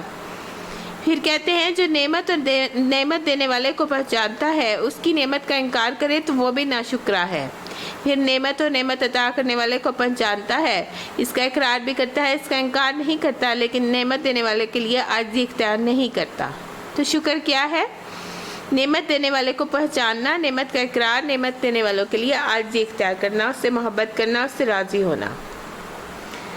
یاد کرو جب موسیٰ نے اپنی قوم سے کہا، اللہ کے اس احسان کو یاد رکھو جو اس نے تم پر کیا۔ اس نے تم کو فرعون والوں سے چڑھایا جو تم کو سخت تکلیفیں دیتے تھے، تمہارے لڑکوں کو قتل کر ڈالتے تھے، تمہاری عورتوں کو زندہ بچا رکھتے تھے۔ اس میں تمہارے رب کی طرف سے بڑی آزمائش تھی، اور یاد رکھو تمہارے رب نے خبردار کر دیا تھا کہ اگر شکر گزار بنو گے، لَإِن شَكَرْتُمْ لَأَزِيدَنَّكُمْ وَلَئِن كَفَرْتُمْ إِنَّ عَذَابِي لَشَدِيدٌ، یعنی کہ اگر آپ اللہ کا شکر ادا کریں گے تو اللہ تعالیٰ اور عطا کرے گا، اور اگر شکر نہیں کفر کریں گے تو پھر اللہ کا عذاب بڑا سخت ہے۔ وقال موسیٰ، اور موسیٰ نے کہا اگر تم کفر کرو اور زمین کے سارے رہنے والے بھی کافر ہو جائیں تو اللہ کو اس سے کیا؟ اللہ تو بے نیاز ہے، وہ اپنی ذات میں آپ محمود ہے، لی غنی حمید ہے۔ کیا تمہیں ان قوموں کے حالات نہیں پہنچے جو تم سے پہلے گزری ہیں؟ قوم نوح، عاد اور سمود، ان کے آنے والی بہت سی قومیں جن کا شمار اللہ ہی کو معلوم ہے۔ ان کے رسول جب ان کے پاس صاف صاف کھلی نشانیاں لے کر آئے تو انہوں نے اپنے منہ میں ہاتھ میں دبا لیے اور کہا جس پیغام کے ساتھ تم بھیجے گئے ہو ہم اس کو نہیں مانتے، یعنی کہ انکار کر دیا، اور جس چیز کی تم ہمیں دعوت دیتے ہو اس کی طرف سے ہم ایک سخت خلجان امیز شک میں پڑے ہوئے ہیں۔ جو شکن مریب ہوتے ہیں یہ بھی ایک قسم کا عذاب ہوتا ہے کہ اللہ تعالیٰ آپ کو شک میں مبتلا کر دے۔ ان کے رسولوں نے کہا کیا خدا کے بارے میں شک ہے جو آسمان اور زمین کا مالک ہے؟ وہ تمہیں بلا رہا ہے تاکہ تمہارے سارے قصور معاف کر دے اور تم کو ایک خاص مدت تک مہلت دے۔ انہوں نے جواب دیا کہ تم کچھ نہیں ہو مگر ویسے ہی انسان ہو جیسے ہم ہیں۔ تم ہمیں ان ہستیوں کی بندگی سے روکنا چاہتے ہو جن کی بندگی باپ دادا سے ہوتی چلی آ رہی ہے۔ اچھا تو لاؤ کوئی صریح سند۔ ان کے رسولوں نے ان سے کہا واقعی ہم کچھ نہیں مگر تم جیسے ایک انسان ہیں، لیکن اللہ اپنے بندوں میں سے جس کو چاہتا ہے نوازتا ہے، یعنی جس کو چاہے وہ اپنی نبوت دے دے، اور یہ ہمارے اختیار میں نہیں ہے کہ تمہیں کوئی سند لا دیں۔ سند تو اللہ ہی کے اذن سے آ سکتی ہے، اور اللہ ہی پر اہل ایمان کو بھروسہ کرنا چاہیے۔ وَعَلَى اللَّهِ فَلْيَتَوَكَّلِ الْمُؤْمِنُونَ، اور کیوں نہ ہم اللہ پہ بھروسہ کریں جب کہ ہماری زندگی کی راہوں میں اس نے ہماری رہنمائی کی ہے۔ جو اذیتیں تم لوگ ہمیں دے رہے ہو ہم ان پہ صبر کریں گے، اور بھروسہ کرنے والوں کا بھروسہ اللہ ہی پر ہونا چاہیے۔ تمام پارے میں صبر کی تلقین ہے۔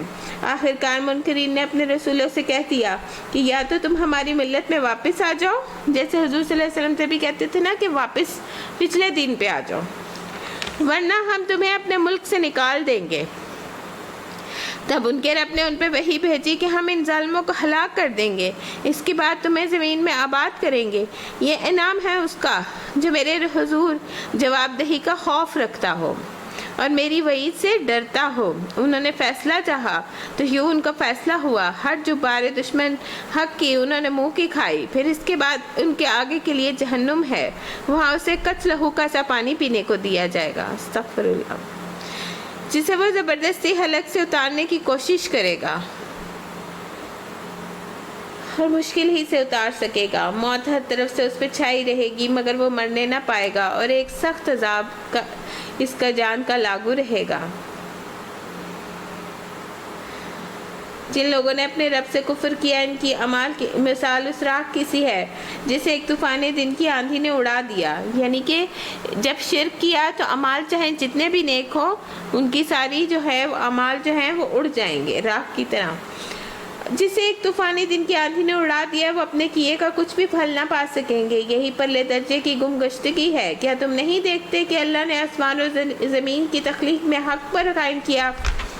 وہ چاہے تو تم لوگوں کو لے جائے اور تمہاری جگہ ایک نئی خلقت لے آئے، ایسا کرنا اسے کچھ بھی دشوار نہیں ہے۔ وَمَا ذَلِكَ عَلَى اللَّهِ بِعَزِيزٍ۔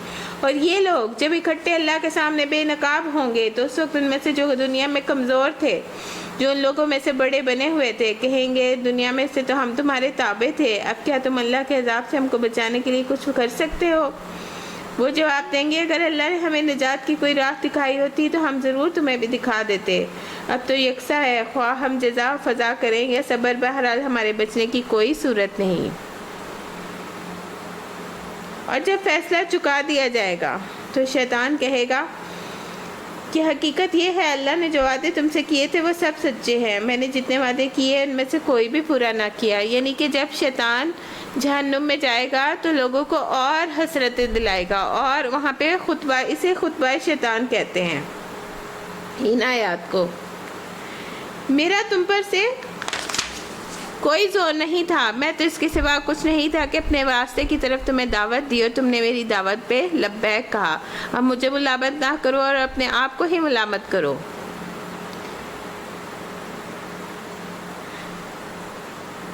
یہاں نہ میں تمہاری فریاد رسی کر سکتا ہوں نہ تم میری، اس سے پہلے تم نے مجھے خدائی میں شریک بنا رکھا تھا، میں اس سے بری ذمہ ہوں۔ ایسے ظالموں کے لیے تو دردناک سزا یقینی ہے، باخلاف اس کے جو لوگ دنیا میں ایمان لائے جنہوں نے نیک عمل کیے، وہ ایسے باغوں میں داخل کیے جائیں گے جن کے نیچے نہریں بہتی ہوں گی، وہاں اپنے رب کے اذن سے ہمیشہ رہیں گے، وہاں ان کا استقبال سلامتی سے اور مبارکباد سے کیا جائے گا۔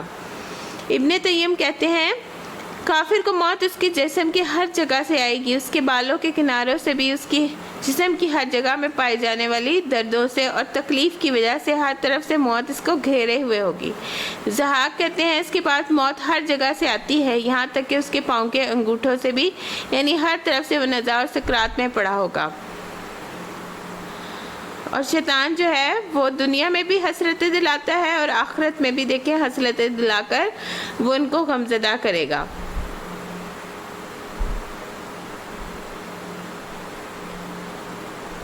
کیا تم دیکھتے نہیں ہو اللہ نے کلمہ طیبہ کو کس چیز سے مثال دی ہے؟ اور یہاں حدیث سے پتہ چلتا ہے کہ شجر طیبہ کون سا درخت ہے؟ کھجور کا درخت۔ نبی کریم صلی اللہ علیہ وسلم کے پاس کھجور کے درخت کو خوشہ لایا گیا تو آپ صلی اللہ علیہ وسلم نے یہی آیت پڑھی، الم تری کیف ضرب اللہ مثلا، اور فرمایا کہ مومن کی مثال درخت جو ہے وہ کیوں تشبیہ دی گئی ہے؟ کیونکہ درخت جو اس وقت تک درخت نہیں بنتا جب تک اس میں تین چیزیں نہ پائی جائیں: مضبوط جڑ، سیدھا کھڑے ہونے والا تنا، بلند شاخیں، اور اس میں سے ایک چیز بھی نہ ہو تو وہ نہیں کھڑا ہو سکتا۔ اس طرح ایمان بھی تین چیزوں کے بغیر مکمل نہیں ہوتا، یعنی دل کی تصدیق، یعنی جڑیں دل میں جمی ہوئی ہو، پکا یقین اللہ ایک ہے، رسول برحق ہے، آخرت برحق ہے، اور مختلف جڑیں ادھر ادھر پھیلی ہوئی ہوتی ہیں، دل کو انہوں نے پوری طرح سے کنٹرول میں کیا ہوا ہوتا ہے، دل کہیں ادھر ادھر مائل نہیں ہوتا۔ نمبر 2 زبان سے اقرار، اس کا اظہار۔ نمبر 3 یہ ہے کہ جسم سے عمل۔ تو ایمان کے 3 حصے ہیں: تصدیق، اقرار اور عمل۔ دل سے تصدیق، زبان سے اقرار، اور عمل اپنی حرکات سے۔ تو اب کلمہ طیب کی مثال کس چیز سے دی جا رہی ہے؟ اس کا مثال ایسے ہے جیسے کسی اچھی ذات کا درخت ہو جس کی جڑ زمین میں گہری جمی ہوئی ہو، شاخیں آسمان تک پہنچی ہوئی ہوں، وہ ہر آن اپنے رب کے حکم سے پھل دے رہا ہو۔ یہ مثالیں اللہ اس لیے دیتا ہے کہ لوگ اس سے سبق حاصل کریں۔ اور کلمہ خبیثہ کی مثال ایک بس ذات درخت کی سی ہے جو زمین کی سطح سے اکھاڑ کر پھینک دیا جاتا ہے اور اس کا کوئی استحکام نہیں، یعنی کہ اس کی کوئی جڑ ہی نہیں ہوتی، جڑی بوٹیوں کی مانند۔ ایمان لانے والے کو اللہ ایک قول ثابت کی بنیاد پر دنیا اور آخرت دونوں میں ثبات عطا کرتا ہے، اور ظالموں کو اللہ بھٹکا دیتا ہے۔ اللہ کو اختیار ہے کہ وہ جو چاہے کرے، یعنی دنیا میں استقامت ان کو نصیب ہوتی ہے جو اچھے کام کرتے ہیں۔ نبی کریم صلی اللہ علیہ وسلم نے فرمایا، مومن جب اپنی قبر میں بٹھایا جاتا ہے تو اس کے پاس فرشتے آتے ہیں، پھر وہ شہادت دیتا ہے اللہ کے سوا کوئی معبود نہیں، بے شک محمد صلی اللہ علیہ وسلم اللہ کے رسول ہے، اور یہ اس کے فرمان کی تعبیر ہے۔ یہ آخرت کی پہلی منزل قبر ہے، لیکن جو ظالم ہے اس دن بھی اللہ تعالیٰ اس بات کو ان سے محروم رکھے گا۔ طویل حدیث کا حصہ ہے کہ آپ نے موت کا ذکر کیا اور فرمایا، کافر کی روح اس کے جسم میں لوٹائی جاتی ہے، وہ دو فرشتے اس کے پاس آتے ہیں، پھر اسے اٹھا بٹھاتے ہیں، اس سے پوچھتے ہیں کہ وہ کون ہے؟ وہ کہتا ہے لا ادری، مجھے پتہ نہیں۔ پھر اس سے پوچھتے ہیں کہ وہ کون ہے جو تمہیں محبوس کیا گیا ہے؟ وہ کہتا ہے مجھے نہیں پتہ۔ پھر دین کے بارے میں پوچھتے ہیں تو یہی جواب دیتا ہے۔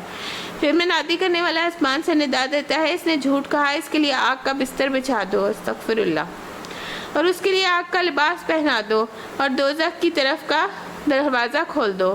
پھر فرمایا، جہنم کی طرف سے تپش اور سخت گرم ہوا آنے لگتی ہے، قبر کو تنگ کر دیا جاتا ہے، یہاں تک کہ پسلیاں ایک دوسرے میں گھس جاتی ہیں، پھر اس کا اندھا گنگا اس پر فرشتہ مقرر کر دیا جاتا ہے جس کے پاس لوہے کا ایسا بھاری گرز ہوتا ہے کہ پہاڑ پہ مارا جائے تو پہاڑ مٹی مٹی ہو جائے، پھر وہ اس کے ساتھ ایسی چوٹ مارتا ہے جس کی آواز جنوں اور انسانوں کے علاوہ مشرق و مغرب کے درمیان ساری مخلوق سنتی ہے، پھر وہ مٹی مٹی ہو جاتا ہے، ریزہ ریزہ ہو جاتا ہے۔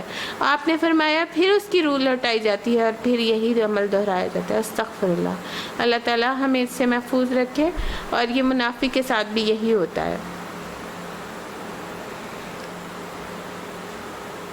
تم نے دیکھا ان لوگوں کو جنہوں نے اللہ کی نعمت پائی اور اس سے کفران نعمت میں بدل ڈالا، وہ اپنے ساتھ اپنی قوم کو بھی ہلاکت کے گھر میں جھونک دیا، یعنی جہنم جس میں وہ جھلسے جائیں گے، وہ بدترین جائے قرار ہے، اور اللہ کے کچھ ہمسر تجویز کر لیے تاکہ وہ انہیں اللہ کے راستے سے پھٹکا دے۔ ان سے کہو، اچھا مزے کر لو، آخر کار تمہیں پلٹ کر جانا دوزخ ہی میں ہے۔ اے نبی صلی اللہ علیہ وسلم، میرے جو بندے ایمان لائے ہیں ان سے کہہ دو نماز قائم کریں، اور جو کچھ ہم نے ان کو دیا ہے اس میں سے کھلے اور چھپے خرچ کریں، قبل اس کے کہ وہ دن آئے جس میں نہ خرید و فروخت ہوگی نہ دوستی، یعنی کہ جب مال انسان چھوڑ کے جائے گا تو وہ تو وارثوں کا ویسے ہی ہو جائے گا، تو اس سے پہلے ہی صدقہ دے دینا چاہیے تاکہ وہ بلاؤں کو بھی ٹالتا ہے اور آگے بھی آپ کے لیے جزا کا سبب بنے۔ اللہ وہی ہے جس نے زمین اور آسمانوں کو پیدا کیا اور آسمان سے پانی برسایا، رزق کے ذریعے سے تمہاری روزی رزق رسانی کے لیے طرح طرح کے پھل پیدا کیے، یعنی پھل بیچ کے آپ رزق کماتے ہیں۔ جس نے کشتی کو تمہارے لیے مسخر کیا وہ سمندر میں اس کے حکم سے چلے، اور دریاؤں کو تمہارے لیے مسخر کیا، جس نے سورج اور چاند کو تمہارے لیے مسخر کیا کہ وہ لگاتار چلے جا رہے ہیں، اور رات اور دن کو تمہارے لیے مسخر کیا، جس نے وہ سب کچھ دیا جو تم نے مانگا۔ اگر تم اللہ کی نعمتوں کو شمار نہ کرنا چاہو تو نہیں کر سکتے۔ ہم اپنے سانس لینے کا ٹیکس دینا چاہیں تو نہیں دے سکتے، اور اللہ پاک نے ہمیں اتنی نعمتیں دی ہیں کہ ہم صحیح سے شکر بھی نہیں ادا کرتے۔ حقیقت یہ ہے کہ انسان بڑا ہی ناشکرا اور بے انصاف اور ناشکرا ہے۔ وَإِنَّ الْإِنسَانَ لَظَلُومٌ کفار۔ یاد کرو جب ابراہیم علیہ السلام نے دعا کی، رب اجعل ھذا بلدا آمنا، کہ اس پروردگار اس شہر کو امن کا شہر بنا دے، یعنی صحرا میں انہوں نے اپنی بیوی کو چھوڑ دیا، بچے کو چھوڑ دیا، اور انہوں نے یہ نہیں سوچا کہ کیا ہوگا، اور وہ کیا کہتے ہیں، مجھے اور میری اولاد کو بت پرستی سے بچا۔ پروردگار ان بتوں نے بہتوں کو گمراہی میں ڈال دیا ہے، یعنی کہ انہوں نے دیکھ لیا تھا کہ آزر جو ان کے باپ بت بناتے تھے تو لوگ کیسے گمراہ ہو گئے تھے، ممکن ہے کہ میری اولاد کو بھی یہ گمراہ کر دے، لہٰذا ان میں سے جو میرے طریقے پہ چلا وہ میرا ہے، اور جو میرے خلاف طریقہ اختیار کرے تو یقیناً تو درگزر کرنے والا مہربان ہے۔ فَإِنَّكَ غَفُورٌ رَحِيمٌ۔ پروردگار، میں نے ایک بے آب و گیا وادی میں اپنی اولاد کے ایک حصے کو تیرے گھر کے محترم پاس لا برسایا ہے۔ پروردگار یہ میں نے اس لیے کیا کہ یہاں لوگ نماز قائم کریں، لہٰذا تو لوگوں کے دلوں میں ان کا مشتاق بنا اور انہیں کھانے کے پھل دے، یعنی کہ ہمارے دل میں خانہ کعبہ کی محبت ڈال دی،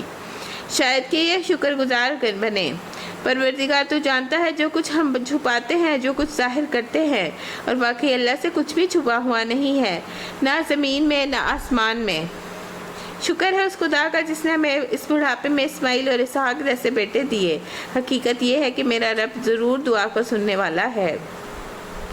رب اجعلنی مقیم الصلاۃ ومن ذریتی، اے میرے پروردگار مجھے نماز قائم کرنے والا بنا، اور میری اولاد سے ایسے لوگ اٹھا جو یہ کام کریں۔ ربنا وتقبل دعا، ہے پروردگار میری دعا قبول کر لے۔ ربنا اغفر لی ولوالدی، ہے پروردگار مجھے اور میرے والدین کو، والمؤمنین یوم یقوم الحساب، اور سبھی مان لانے والوں کو اس دن معاف کر دینا جب حساب قائم ہوگا، آمین۔ اب یہ لوگ ظالم لوگ جو کچھ کر رہے ہیں، اللہ کو تم اس سے غافل نہ سمجھو، اللہ تو انہیں ٹال رہا ہے۔ اس دن کے لیے جب یہ حال ہوگا کہ آنکھیں پھٹی کی پھٹی رہ جائیں گی، سر اٹھائے بھاگے چلے جا رہے ہیں، نظریں اوپر جمی ہوں گی، دل اڑے جاتے ہیں۔ حضرت عائشہ نے فرمایا، حضرت عائشہ سے روایت ہے کہ انہوں نے حضور صلی اللہ علیہ وسلم سے پوچھا کہ اس دن رسول اللہ سب ننگے ہوں گے اور بے ختنہ سب دوڑے چلے جائیں گے، تو کیا ہمیں ایک دوسرے سے حیا نہ آئے گی؟